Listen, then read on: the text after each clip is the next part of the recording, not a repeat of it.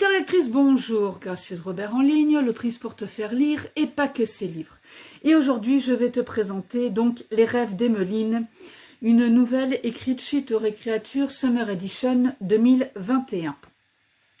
Alors, qu'est-ce que le Récréature? C'est un challenge littéraire que moi je résume avec le chiffre 1, c'est-à-dire un mot, une phrase pendant un mois. C'est-à-dire que tu écris une phrase par jour avec un mot imposé pendant un mois.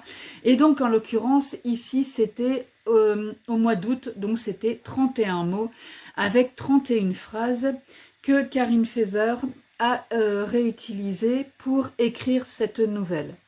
Ce n'est pas obligatoire d'écrire une nouvelle, tu peux très bien juste participer au challenge comme tu veux, écrire ta petite phrase chaque jour, la poster dans le groupe et aller voir ce que les autres en ont fait. Et le thème de cette nouvelle était le tarot. Alors, pour comprendre un peu mieux le principe du Récréature et peut-être nous rejoindre pour le prochain qui aura lieu en février 2023, je te mets le lien en description et je viens d'avoir la pièce qui est tombée parce qu'il y en a un autre avant qui est le Récré avant. Donc ça va démarrer le 1er décembre et c'est du 1er au 24 décembre, pareil, avec un mot par jour. Je ne sais pas si ce coup-ci il y aura un challenge où vous pourrez aussi écrire votre nouvelle qui sera publiée dans un recueil de Noël pour l'année prochaine. Parce que je ne participe pas... J'ai participé au challenge la dernière fois, mais je ne participe pas à la nouvelle parce que je suis une anti-Noël pour plein de raisons. Et donc, j'avais fait le challenge en me disant, oh, j'y vais comme ça, finalement, j'ai fait les 24 mots, mais je n'ai pas participé. Par contre, j'avais participé aussi à ce challenge, et j'ai écrit aussi moi-même ma petite nouvelle. Aujourd'hui, nous allons parler de Karine, donc, qui nous dit « Grande lectrice, je n'imaginais pas passer un jour de l'autre côté de la barrière, ne pensant pas avoir d'histoire à raconter, ne me sentant pas légitime, et pourtant. Les phrases sont le reflet de mes émotions et de ma propre histoire en fonction des mots imposés par le challenge Récréature. Lorsqu'il a fallu développer pour écrire la nouvelle, Emmeline et son univers ont vu le jour avec ce conte spirituel porteur de mes valeurs et de ce qui est cher à mon cœur. En espérant que nos rêveries vous offrent un moment plein de douceur. » Petite pause. Voilà, donc pour la partie informative, elle est faite. Pour la partie narrative, bien en effet, moi j'ai retrouvé donc... Alors c'est un ange qui nous ouvre le bal et l'histoire, on va dire. Alors comment s'appelle-t-il? Aïe aïe. Aïe aïe. Non, ce n'est pas aïe aïe aïe. Désolée. Il fallait que je la fasse, sinon ça aurait été une faute professionnelle. Et donc, cet ange Aya nous raconte l'histoire d'Emmeline. Et donc, c'est lui qui va raconter cette femme, Emmeline. On peut comprendre aussi que c'est son ange gardien et qu'il veille sur elle au quotidien pour que elle prenne aussi des leçons dans sa vie et qu'elle évolue.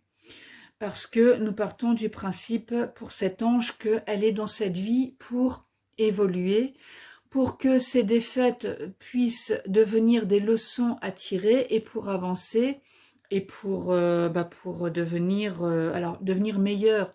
J'aime pas vraiment cette échelle de valeur, mais par contre, pour comprendre des choses pour continuer dans sa vie et faire évoluer son âme. On est vraiment dans ce principe-là, avec cette jolie image de l'ange d'ailleurs, que l'on ne retrouve pas après, parce qu'après on va retrouver un chat qui est important dans l'histoire, qui est vraiment très, très présent dans l'histoire. Et c'est vrai que je suis complètement d'accord avec Karine. Moi je dis challenge accepted et réussi parce que on est vraiment dans le conte, dans une grande douceur et je dirais que c'est un conte qui peut se relire régulièrement quand on a envie de replonger dans quelque chose dans lequel on a envie de se retrouver dans un petit cocon, on a envie de se remettre dans son petit cocon en se disant « Oui, mais la vie n'est pas si terrible que ça et il existe encore des choses auxquelles se raccrocher, des valeurs auxquelles se raccrocher. » J'avais noté aussi quelque chose qui m'avait bien fait rire, c'était l'histoire du restaurant. Alors il faut que je retrouve le titre de ce restaurant, je vais faire une petite pause pour le retrouver, pour éviter de blablater inutilement, et ne pas faire une vidéo de 2 heures. Parler pendant 2 heures, ça ne me pose aucun problème, mais bon, ça va être un petit peu ennuyeux à la fin. Le restaurant s'appelle l'Escargot, et c'est un restaurant végétarien. Moi je trouve que c'est un concept. Là franchement j'ai adoré, j'ai même applaudi en disant « Respect, j'aurais jamais osé, mais franchement ça m'a beaucoup fait rire ». Et donc, c'est le... Non, l'escargot souriant, pardon. Escargot étant un mot de la liste imposée. Et le titre, le nom complet du restaurant, c'est l'escargot souriant. Voilà la liste des mots. Alors bien sûr, elle est à l'envers, mais tu peux la retrouver sur le groupe. Et tu peux la retrouver dans les publications de Éveillez-vous. L'escargot souriant, le nom du restaurant végétarien où on ne mange pas que de la salade, mais on va manger des bonnes choses. Et ça n'est pas parce que c'est végétarien que ça y est, oh là là, bouh, bouh, bouh, il n'y a pas de viande, je ne veux pas en manger. Je trouve que c'est aussi une manière d'ouvrir son esprit à d'autres choses. Et je trouve que cette nouvelle, justement, c'est ça, c'est ouvrir son esprit aux anges, pourquoi pas. Il y en a qui ont envie de croire aux fées, aux lutins et aux autres petits êtres de la forêt, à l'esprit des arbres, au fait que les plantes ont une vie particulière et peuvent communiquer avec nous. Donc pourquoi ne pas croire aussi aux anges qui veillent sur nous, nos anges gardiens, et à d'autres fantaisies comme les légendes du roi Arthur, avec notre précieux Merlin, notre fée Viviane, et toutes ces histoires qu'on se raconte et qui nous font encore rêver. Parce que c'est vraiment la leçon que j'ai envie de véhiculer avec ce livre, c'est rêvons avec Emmeline et rêvons dans cette histoire. Alors, on va en arriver à ma conclusion, qui est mon avis. Bon, bah, je pense que voilà, comme tu as compris, moi j'ai beaucoup aimé cette petite histoire, je me suis complètement laissée transporter. C'est une lecture rapide qui est très très sympa, qui te laisse justement complètement rêver et qui te donne des messages.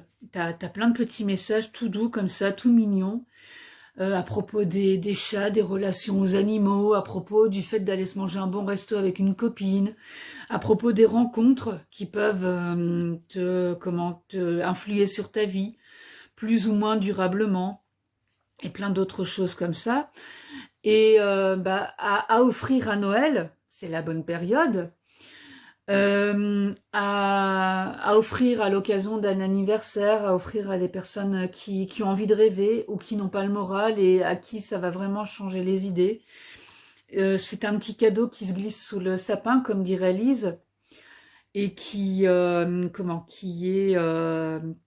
voilà, un petit moment de douceur, une petite lecture de 1 heure, je dirais, maximum, qui va te donner l'occasion de boire un bon petit thé ou une boisson chaude, un chocolat par exemple, pour passer un bon petit moment. Et à recommander à qui? Bah, je dirais à tout le monde, hein, même aux ados. Toute personne de tout âge, je dirais oui, voilà, des ados vers 15 ans et plus, des personnes plus âgées qui veulent s'offrir une petite parenthèse comme ça, toute douce, toute mignonne, aux hommes, aux femmes, aux personnes non genrées qui veulent lire une petite histoire rapide et à laquelle elles vont repenser souvent. Et quand elles verront le prénom Emmeline, elles se diront « Ah, bah ça me fait penser à un petit bouquin très sympa que j'ai envie d'offrir à une autre personne pour l'entraîner dans cet univers. » Voilà, moi je te dis à très vite pour d'autres retours de lecture et n'oublie pas de le lire. Lecteur, lectrice, maintenant que tu as bien écouté la vidéo, je vais me présenter quand même, c'est toujours utile. Gracieuse Robert, donc une autrice hybride, mi-auto-éditée, mi-éditée, qui a donc écrit Ma vie en blog 1 et 2, deux romans feel good en auto-édition, Les voyages forment la jeunesse, en auto-édition aussi, donc l'histoire d'une femme qui essaie de sauver son couple en partant en voyage, un recueil de gracieuses notices et deux récréatures, Gracieuse tribulation d'une brouette et Gracieuse tribulation d'une fourchette.